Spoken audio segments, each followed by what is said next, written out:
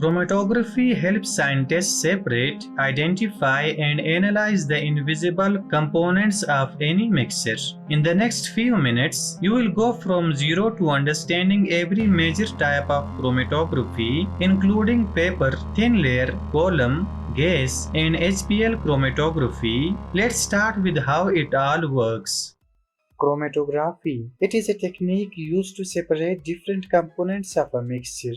In chromatography, the sample is transported in a mobile phase. The mobile phase can be a liquid or a gas. Let's see how chromatography works. First, the mobile phase, along with the sample in it, passes through the stationary phase. The stationary phase is made up of material that does not react with the mobile phase. When the mobile phase flows through stationary phase, the sample molecules get separated.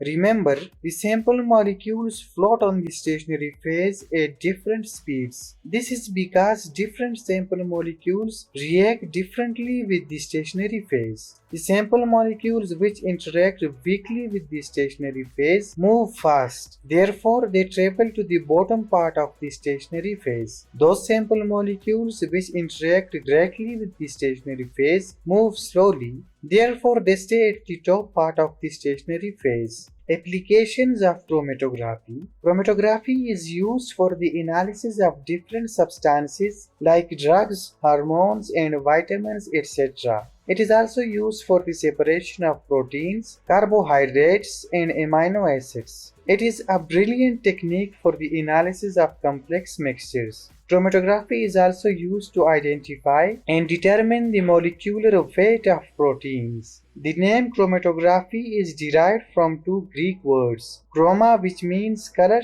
and graphene, which means to write. So, the term chromatography literally means color writing. The mobile phase is eluent. Each sample molecule in the column is called eluate. Eluate escaping with the mobile phase is called eluate. Michael Smith discovered chromatography for the first time. He used chromatography technique to separate different pigments of plant, such as chlorophyll and carotenoids, etc. Now that we understand the general principle of separation, let's look at the simplest and most widely used methods. Paper and thin layer chromatography. Paper chromatography. In paper chromatography, moisture present in the pores of filter paper acts as stationary phase. Organic solvents such as ether, ethanol, etc. are used as mobile phase, while the filter paper itself is the supporting material. In paper chromatography, the sample is first spotted on the paper with a pipette. The sample spot is allowed to get dried before placing in the chamber. Now, chromatography could be further proceeded in several distinct ways: ascending, descending, 2D chromatography, and radial chromatography. Ascending chromatography. In ascending chromatography, solvent is stored at the bottom of the chamber. Now a tiny part of the filter paper is entirely dipped into the solvent. The solvent then starts swelling upward because of capillary action. The solubility of sample is not same in the mobile phase and stationary phase. Therefore, the sample splits on the paper. Descending chromatography. In case of descending chromatography, the mobile phase sits at the top of the chamber. The solvent then falls downward on the paper and separates the sample. Radial chromatography. In radial chromatography, the sample is spotted at the center of a round paper. The paper has a wick attached to it, which absorbs the solvent. The wick is dipped into the mobile phase. The solvent starts moving via wick and alerts in all directions. Thus it radially separates the sample. 2D chromatography. In this type, chromatography proceeds in two dimensions. After successful chromatography in one direction, the paper is rotated at an angle of 90 degrees and chromatography proceeds again. Colored molecules are easily visible on the paper, but colorless molecules are not. Thus, different physical and chemical methods are employed to make them all visible. Paper chromatography is the simplest and vastly used chromatographic technique. It has high capability of isolating organic and inorganic compounds. For example, separating amino acids or DNA bases from a sample. Therefore, it is a robust method of separating and identifying organic and inorganic compounds. Christian Friedrich Schonbein introduced paper chromatography for the first time in year 1865. Thin layer chromatography. Thin layer chromatography is carried out in a chamber. The chamber contains a solvent called the mobile phase. The stationary phase, silica, alumina, or cellulose is coated on a plate or strip. The sample is finally applied on the plate near the bottom. The sample gets dry. Now we place the plate inside the chamber. The mobile phase starts moving upward on the plate because of capillary action. As the mobile phase scrambles upward, the sample molecules get separated on the plate. The colored sample molecules can be easily seen on the stationary phase. If the sample molecules are not colored, we can use different techniques to make them visible. For instance, we can use UV light to make the sample molecules visible on the stationary phase. Thin layer chromatography is one of the simplest, easiest, and powerful chromatography technique. It is a type of liquid chromatography. It is mainly used for the separation of non-volatile substances. It works on the principle of adsorption, partition, or size-exclusion chromatography. Thin layer chromatography was developed in 1940s, but Lizmailov and Schreiber played a key role in refining and developing the thin layer chromatography technique in 1948. The way molecules separate depends on how they interact with different phases. Let's dive deeper into the science of adsorption and partition chromatography. Adsorption chromatography. The term adsorption points to a process in which one molecule interacts with another molecule and sticks at its surface. Different molecules interact with the adsorbent's molecules via different interactive forces, which in the case of polar substances are dipole-dipole attractions. In the case of non-polar substances are van der Waals forces, while in some cases they are hydrogen bonds. Silica is the vastly used adsorbent in adsorption chromatography. Other adsorbents like alumina are also ideal in some cases. In the case of silica, the attractive forces are hydrogen bonds. Hydrogen bond forms when the OH group of silica attracts the electronegative atom of another molecule. The electronegative atom could be oxygen, nitrogen, fluorine, etc. The strength of attraction between the adsorbent molecule and the sample molecule could be different. Therefore, when the mobile phase passes through the adsorbent, the molecules having less interaction with the adsorbent escape first, while molecules having strong interaction with the adsorbent leave later.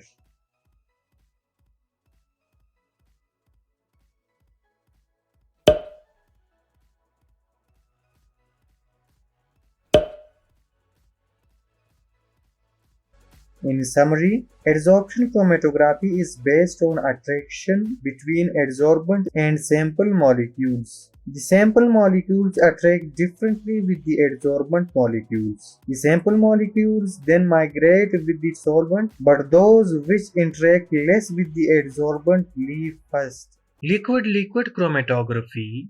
It is also known as partition chromatography. In this type of chromatography, the stationary phase is a liquid coated onto a solid support. In the first step, we place the sample on top of the stationary phase. Now we pour in the mobile phase. Remember, The mobile phase is another liquid that doesn't blend or mix up with the stationary phase. The mobile phase starts moving down inside the column. The sample molecules also start moving with the mobile phase. Sample molecules that have a high affinity for the stationary phase move down slowly, while those molecules that have a high affinity for the mobile phase rush down fast. Finally, these sample molecules exit the column at different times. They are collected in different containers and further analyzed. Liquid-liquid chromatography is a brilliant technique to purify proteins from complex mixtures. It is also crucial for analyzing metabolites in biological samples. It is also effective in separating nucleic acids like DNA and RNA, etc. Column chromatography. Column chromatography is carried out in a column. The bottom of the column is first filled with cotton or glass wool to hinder solid particles from escaping the column. The column is now filled up with the stationary phase like silica, alumina, calcium carbonate, magnesia, cellulose, etc. Now the sample is packed above the stationary phase inside the column. Now the mobile phase is poured into the column. The mobile phase flees downward in the column and separates the mixture. The mixture interacts differently with the mobile phase and stationary phase. The molecules which interact more with the mobile phase move fast to the bottom part of the column, while those molecules which interact more with the stationary phase move slowly and stay in the upper part of the column. Compressed gas like nitrogen etc. can be used to make the mobile phase move faster. Now the molecules could be extracted in the form of fractions in a process called elution.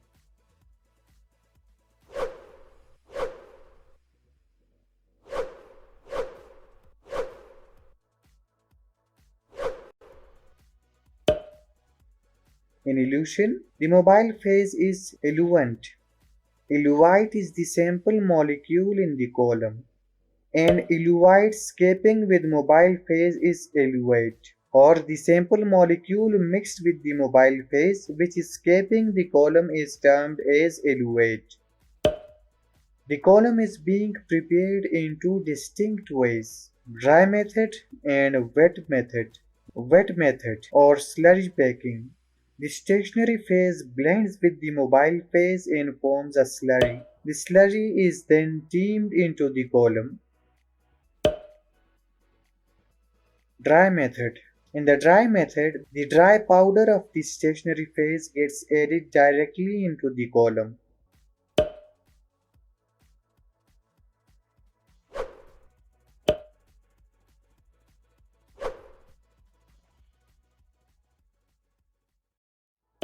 Michael's wet forged column chromatography to examine plant pigments in the year 1906. It is a highly efficient method to purify and separate solids and liquids both. As technology advanced, so did these techniques. Next, we will explore high performance liquid chromatography or HPLC, the high pressure version of column chromatography. Radial chromatography. It is the advanced version of column chromatography. In HPL chromatography, separation occurs inside the column. The stationary phase is placed inside the column. The column is in contact with an injector and a high pressure pump. The end of column is attached to a detector. The stationary phase is mainly made up of material having particles of very small size. This lets mixture molecules interact on a large surface area with the stationary phase molecules, so better separation of mixture molecules occurs. The pump can apply high pressure up to 40 megapascals or 5,000 pounds per square inch. This makes the chromatography technique occur faster in less time. The mobile phase in HPL chromatography is a liquid, usually placed in a solvent reservoir which is linked to pump.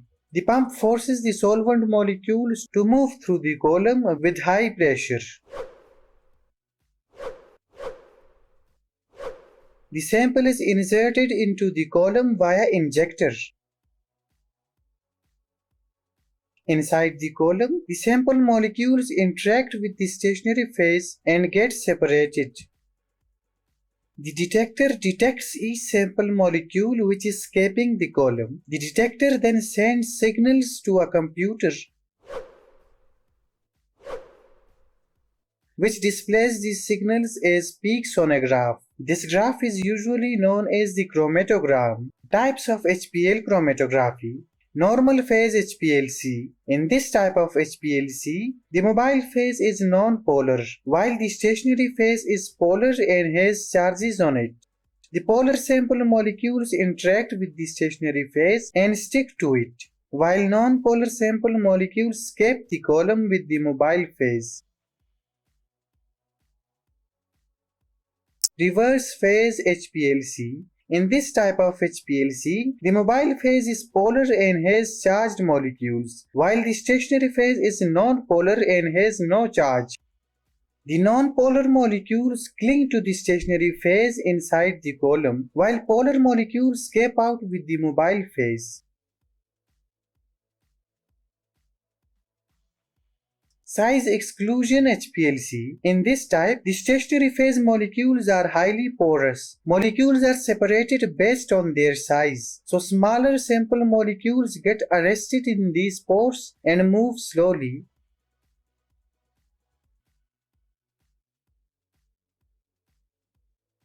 While the larger sample molecules are not arrested and move faster down the column.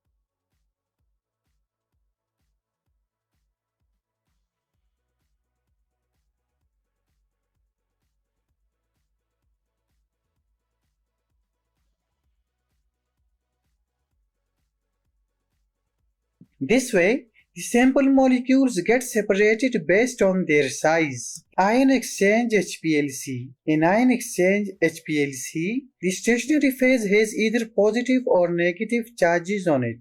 If the sample molecules are negatively charged, the stationary phase has positive charges. If the sample molecules have positive charge, the stationary phase has negative charges. The stationary phase attracts oppositely charged molecules of the mixture. This way, the sample molecules are separated based on their charge. Let's suppose we take glycine as a sample and run the chromatography. We get a chromatogram having one peak on it at time 3 minutes. Now let's take histidine as a sample and run the chromatography. The chromatogram we get again shows a single peak at time 4 minutes. Now let's take a completely unknown sample and try to discover whether it has glycine and histidine in it or not.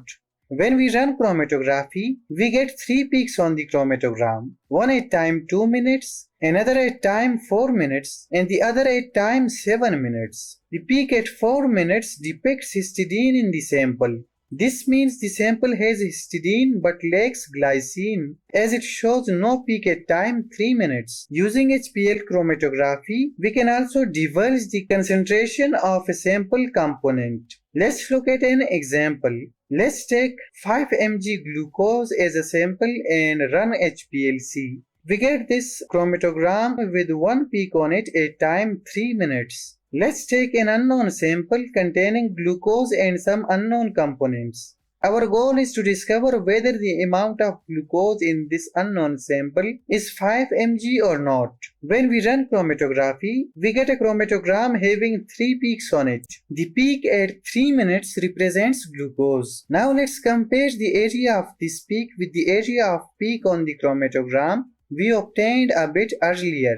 The area of both peaks is the same. This means the amount of glucose components in the unknown sample is 5 mg. If the concentration of glucose were less than 5 mg, the peak would have smaller area, and if the concentration were more than 5 mg, the peak would have a larger area.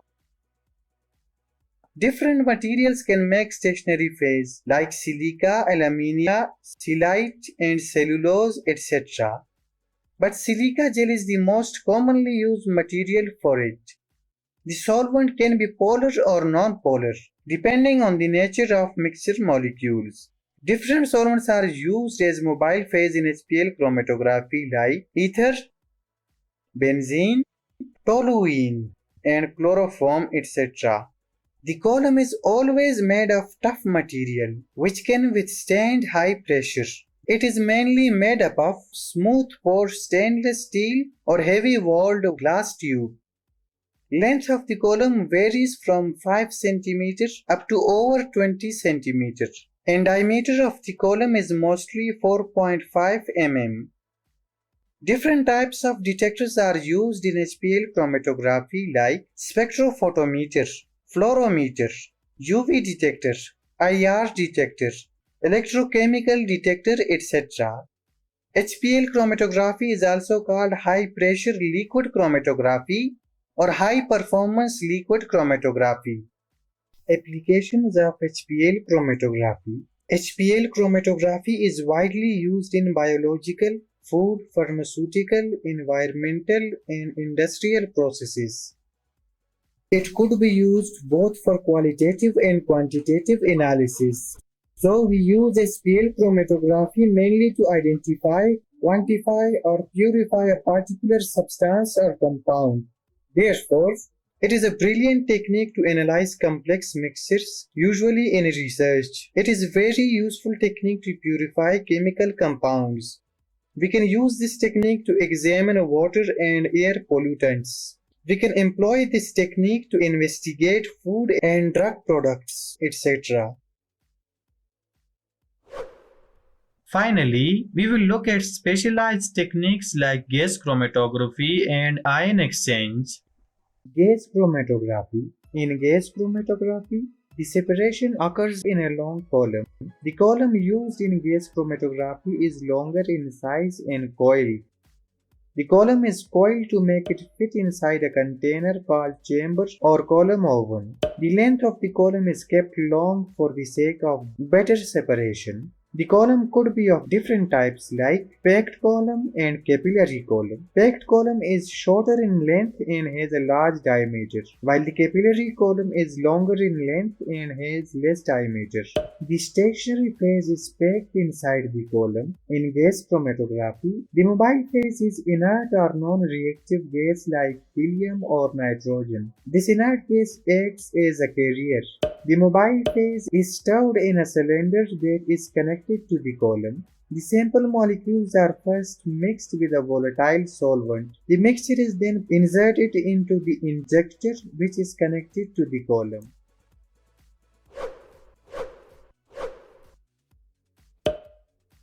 Inside the injector, the mixture gets changed to vapors. The end of the column is attached to a detector. The mobile phase molecules rush continuously toward the detector.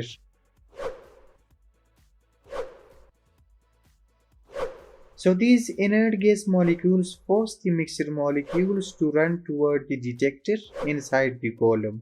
So the mobile phase acts as a carrier in gas chromatography.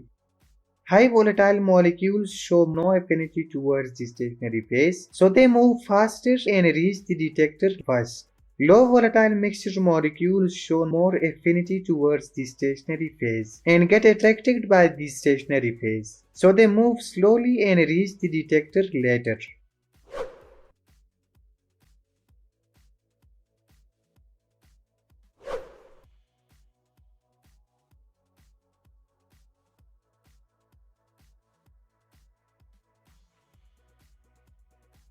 The detector detects the sample molecules which are leaving the column. It sends signals to a computer which displays these signals in the form of a graph. Different detectors can be used in gas chromatography like flame ionization detector, argon ionization detector, electron capture detector. But the most widely used detector is flame ionization detector or FID in short.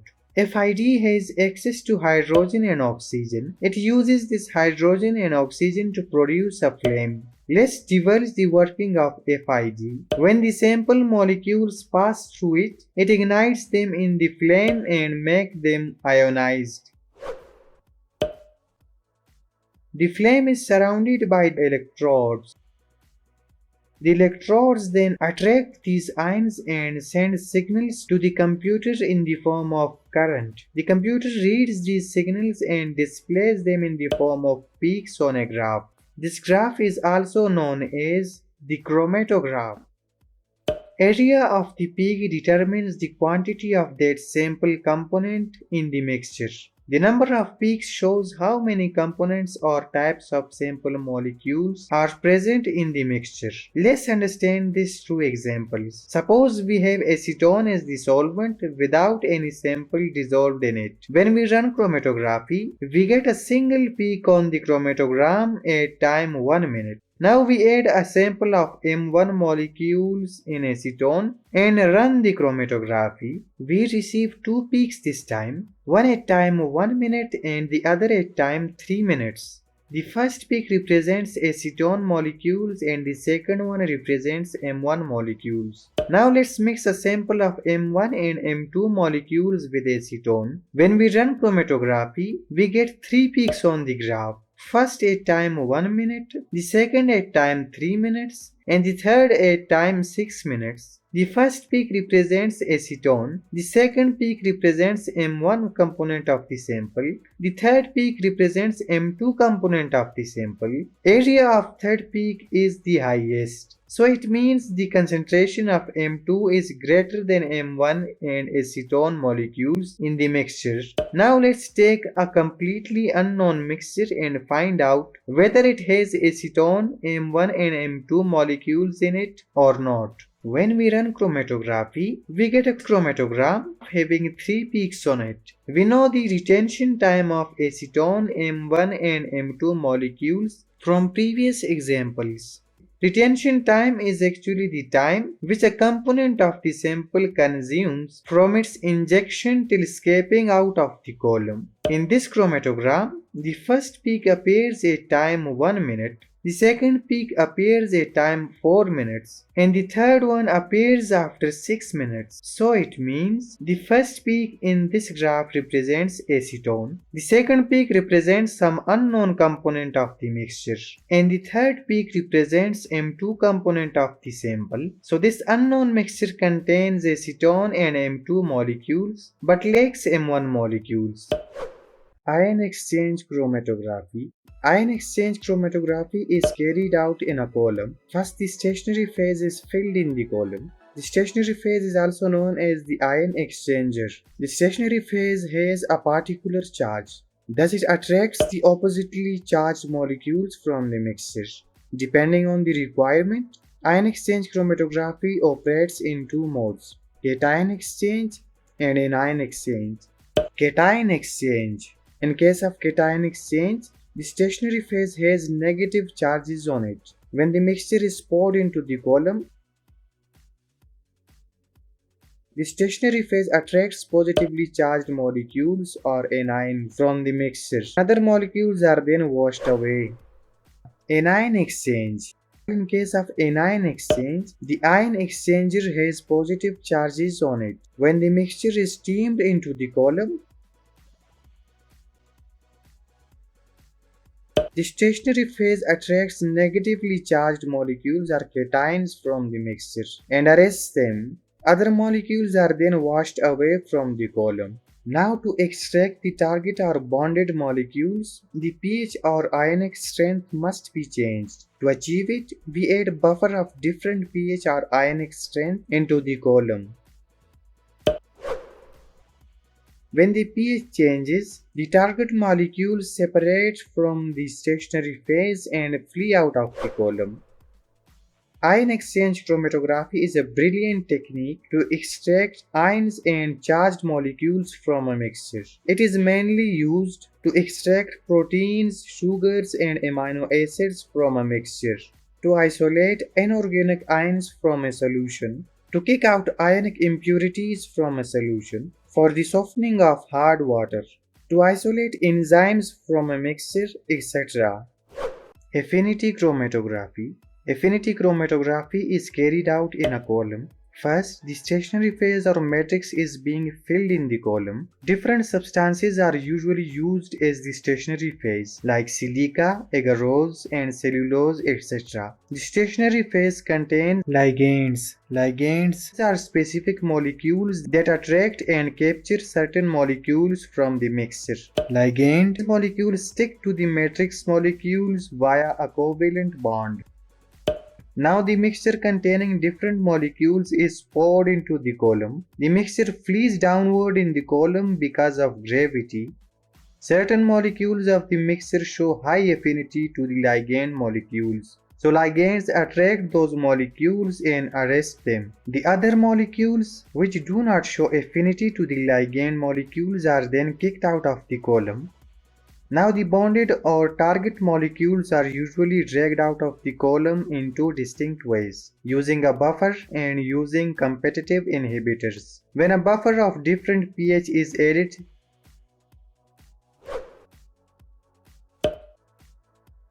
the target molecules leave ligands and jump out of the column.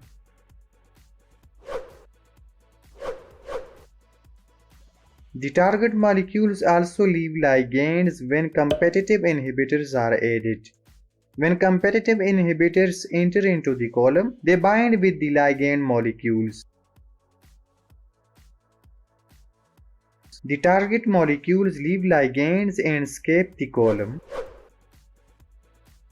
The ligand molecule could be different depending on the target molecule. DNA is the ligand when we want to extract histones from the mixture. Hormone is the ligand when the target molecule is a hormone receptor or hormone binding protein. Antigen is the ligand when antibody is the target molecule. Substrate is the ligand when enzyme is the target molecule. The matrix in affinity chromatography possesses the following properties to become stable. It offers a large surface area for attachment. It easily binds with the ligand molecules. It lacks the ability to flow. It lacks solubility in solvents and buffers used in affinity chromatography.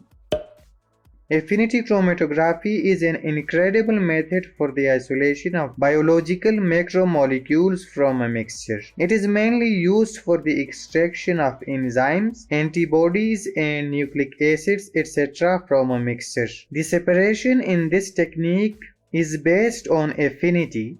Affinity means stable biological interaction between the ligand and target molecule. Gel permeation chromatography. In gel permeation chromatography, the stationary phase is made up of rigid and highly porous particles. Molecules are separated based on their sizes. The separation occurs inside the column. Let's see how gel permeation chromatography works. First, the stationary phase is packed inside the column.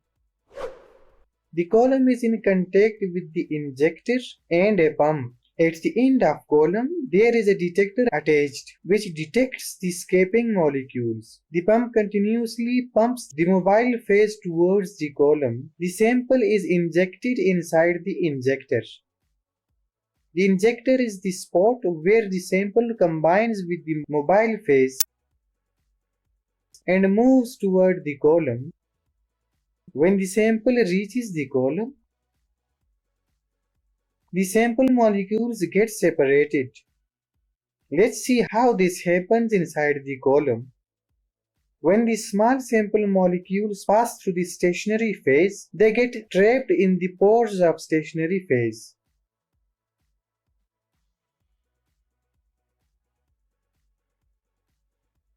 Therefore, they move slowly and escape later. But when the large size molecules pass through the stationary phase, they are not trapped. As their size is larger, therefore they could not enter into the pores of stationary phase. They move faster and stride out of the column first.